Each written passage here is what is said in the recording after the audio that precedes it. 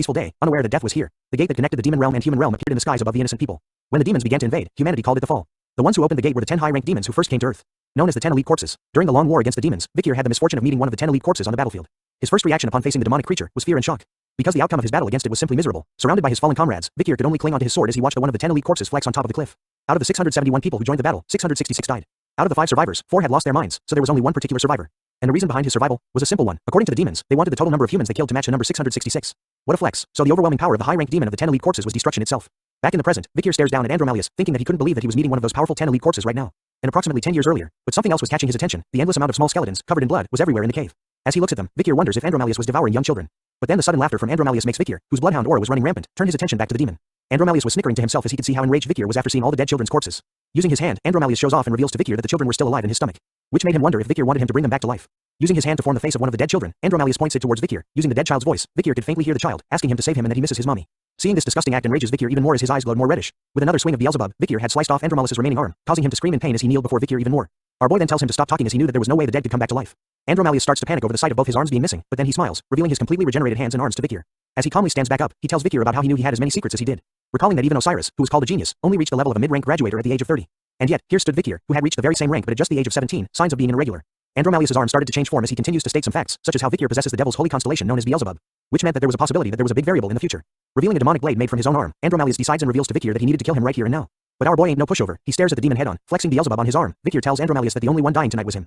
And so, the two sons of the Baskerville family, one from the left side, while the other came from the van side, stood against each other in silence, in the center of the cave, surrounded by the skeletons of multiple children as the moonlight lighted their battlefield.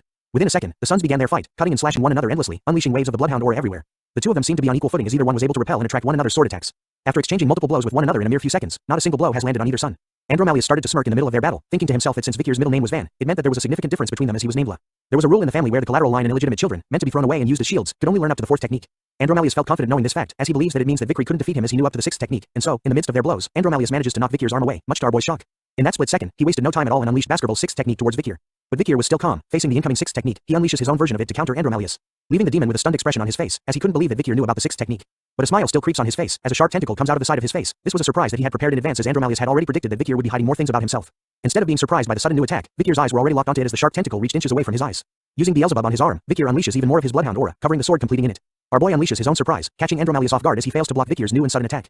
The Baskerville 7th technique sends the demon flying backwards after being cut. With strikes appearing on his body as he coughs blood, Andromalius recognizes the technique Vikir used against him as the 7th fang. But as he wondered how it was possible for Vikir to know about the 7th technique when only the patriarch of the family is allowed to know, Vikir wasted no time at all and started to launch his other attack, with a fierce and deadly look in his eyes. This time, Vikir's attack lands successfully on the demon's body, destroying everything that was behind them. With Beelzebub plunged deep into Andromalius' chest, Vikir tells him about how demons always think that they were above humans and look down on them. But to Vikir, fooling such big-headed demons was a piece of cake. As Beelzebub is covered in the demon's blood, Vikir recalled that even the heroes who closed the gate and ended the fall couldn't find all the 10 elite corpses and punish them. But it's different right now. The fall hasn't yet started, and the 10 elite corpses lack power since they were all in hiding. So if it's now, then it might be possible. Using his Riz, Vikir whispers the word hey into Andromalius' ear. He continues to whisper to the demon about how he knew that they were planning on connecting the human realm to the demon realm, and that by killing him right now along with his friends, it would eventually lead to their plan being ruined. Will I feel a little bit relieved? Asked Vikir with a murderous look and aura filling the cave as he stared right into Andromalius' face. For the first time in his demonic life, Andromalius started to experience a new dreadful feeling just as a question pops into his mind. A mere human is scaring me? Feeling anger over this fact, the demon bites hard, raging out and cursing at Vikir for making it experience such a thing. Soon enough, a shell made out of spikes and blood surrounds Andromalius, forcing Vikir to back off. Even after backing off, Vikir's eyes were still on the demon. Looking at the sudden change, he could see that Andromalius was inside something like a ball of thorns made out of blood. Ah, said the demon as the ball started to slowly disappear. Once it burst, instead of human feet appearing, a pair of animal-like hooves was shown instead. The demon couldn't believe that he, Andromalius, would show a mere human like Vikir his true form. Oh my word, Andromalius has completely shed Set's human form and revealed his real demonic side. Emitting a deadly purple aura now. Guess this guy never skips leg day. Look at those thighs, man. The demon continues to show off his new form, even telling Vikir that he acknowledges that the extent of his power was unexpected. Summoning snakes like Medusa, Andromalius ends the chit-chat with a sudden snack attack. Kind of reminds me of Orochimaru from Naruto. The snakes all locked onto their target, Vikir who simply stood still as they reached closer to him. Using a zigzag-like pattern, Vikir relentlessly cuts down the snakes that came close to him, but they were endless. Andromalius was enjoying this moment, telling Vikir to keep trying and slicing them. Vikir does as he says, leaping, doing backflips, in order to dodge the snakes while cutting and slicing them apart, making his way to Andromalius. But as he charges forward, Vikir is unaware of a single snake that manages to slip past his defenses. The snake manages to land a deep bite onto his shoulder, before Vikir slices off its head. Seeing this brought a smile to the demon's face, as he announced that with a single bite, it was all over for our boy. But Vikir simply looks at the bite marks on his jacket, telling Andromalius that he didn't know what he meant that it was over since he had just received a small injury. This time, a mouth with sharp fangs appears on Andromalius' palm within his hand. Endless blood absorption, said the demon as the blood from Vikir's body started to escape through the snake's bite from before. Andromalius was literally eating the blood inside of Vikir's body, controlling and pulling it to him using the mouth on his palm. He finally reveals his true ability, the ability to control blood. As long as he stood up against a living creature, Andromalius believes that his ability is undefeated. That is until he faced our main character, who is currently calmly looking at his blood, leaving his blood at a fast rate, but still giving off chill vibes about it. Meanwhile, Andromalius was telling Vikir that if he loses all of his blood, then he was going to shrivel up and die. As he continues to take in Vikir's blood, Andromalius reveals that his ability, endless blood absorption, was the power of a half immortal. As long as there are living organisms around him who are injured, he will never die. Vikir was still calmly looking at his blood leaving his body, but then he starts to smile, before breaking into a laughter, angering Andromalius who shouts at Vikir about why he was laughing, wondering if he had lost his mind. Using his hand to hide his laughter, Vikir reveals that he finds it funny to see a demon enjoying himself when he doesn't even know what he was absorbing. It turns out to be true as the demon started to cough blood out all of a sudden. Andromalius kneels onto the ground in pain, wondering what was wrong with the blood after finding out that it wasn't ordinary. Seeing his reaction, Vikir asks the demon if he wants to see something cool. Using Beelzebub, Vikir makes a small cut across his wrist, letting it drip heavily onto the ground in front of Andromalius, who realizes that there was poison in Vikir's blood as it melts the ground the moment it touches it. But that wasn't the end to the magic show. Vikir shows off his fully regenerated wrist after he had cut himself. This sight leaves the demon stunned as he couldn't believe that there was a human who has this level of regeneration of that level. Along with the poison that can harm demons, Andromalius only knew that the ones that possess such potent poisons are the cunning spider from the La Rouge at Lenoir Mountain, also known as Madame Eight Legs, and the nine-headed snake that lives in the land of the Titans, and finally, the huge jellyfish that lives at the bottom of the Black Sea. He still couldn't believe that a lowly human could possess such a potent poison. But still, the demon could only scream in pain while kneeling in front of that lowly human. Vikir continues to taunt Andromalius, who was busy screaming in pain, asking him if he wanted more of his blood. Curious about the taste, Vikir licks his finger with his blood on it. Believing that he was right about how the madam's poison would work on the 10 corpses. The madam inside Beelzebub started to growl, as it seemed like she was pissed about how Andromalius didn't die from her poison. But this interaction proves something to Vikir, with the Baskerville 7th technique and Beelzebub's abilities, who had also reached the rank of highest-ranking graduator, can definitely defeat the 10 elite corpses. Feeling that death was close after that last attack from Vikir, Andromalius realized that he was too strong to face him. Thinking about how the hell did a monster like Vikir become this strong? In his mind, the demon decided that his priority right now is to survive and tell the other corpses about Vikir. So he needed to recollect the mana he had dispersed all around.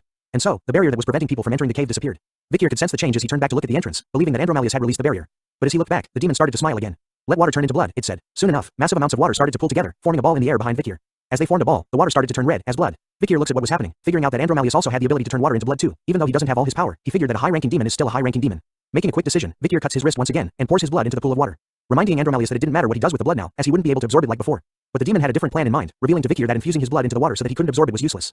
Because he didn't turn the water into blood to absorb it. Instead of being absorbed, the blood water started to float in the air, forming balls all around Vikir. Arise, my blood knights, solo leveling reference anyone? After saying those words, the blob of blood water started to melt and dripped onto the cave grounds. Emerging out from what was a monster made of blood. Soon, Vikir was surrounded by the blood knights in every direction. With the appearance of the blood knights, Andromalius reveals to Vikir that they could use the Baskerville 6th technique, which he learned himself. The demon was confident that even though Vikir could use the 7th technique, he was sure that he couldn't go up against all the blood knights, who can use the 6th technique. I guess this demon has never heard of plot armor. With murder in his eyes, Andromalius was going full demon mode, promising Vikir that he was going to kill him and then kill everyone he loves one by one. Leaving our boy with these final words as he silently remained surrounded by all the blood knights. Regret going against the 10 corpses. Hearing that the blood knights could use the 6th technique, Vikir figured that things were getting slightly dangerous for him, so he started to look for something in his pocket. After all, he didn't exactly prepare for this kind of situation. In a flashback to the time he was walking with Hugo, Vikir was asking Hugo about the reward which was given to him, which was anything he wanted. Our boy takes out a whistle in his hand and looks at it.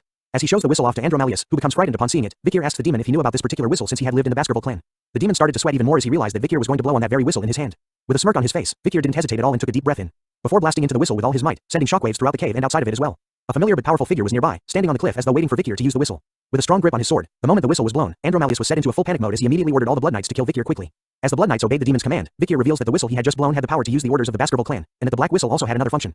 It allowed him to utilize the entire Baskerville clan force. As Vikir mentioned that function, a red line appears in the cave and outside of the mountain as well, destroying everything in its path. Just the impact of that sudden attack was enough to blow every blood knight away from Vikir. Soon, more members of the Baskerville clan arrived with their swords ready. They unleashed a combination of the Baskerville techniques together towards the location of Vikir, exposing the cave. Andromalius could only look with horror and fear in his face as he realized what happened to his precious cave hideout. Half of the mountain had actually disappeared in the mix of those attacks from before. Hugo's voice could be heard clearly as he stood at the cliff. He was wondering why Vikir had asked to borrow the power to control all of Baskerville. It was so that he could hunt a demon. Hugo had appeared, along with Osiris and Boston, who stood by his sides. Hugo was pleased with Vikir's actions as he expected this from his son. Vikir humbly bows his head towards Hugo with his hand across his chest as a sign of respect, whereas Andromalius was shocked to see the sight.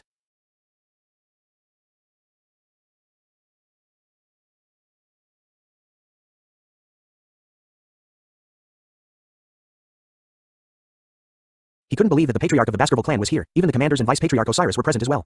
Looking at the endless shadowy figures standing on the cliff side by side, the demon slowly realized that the entire Baskerville clan was here right now.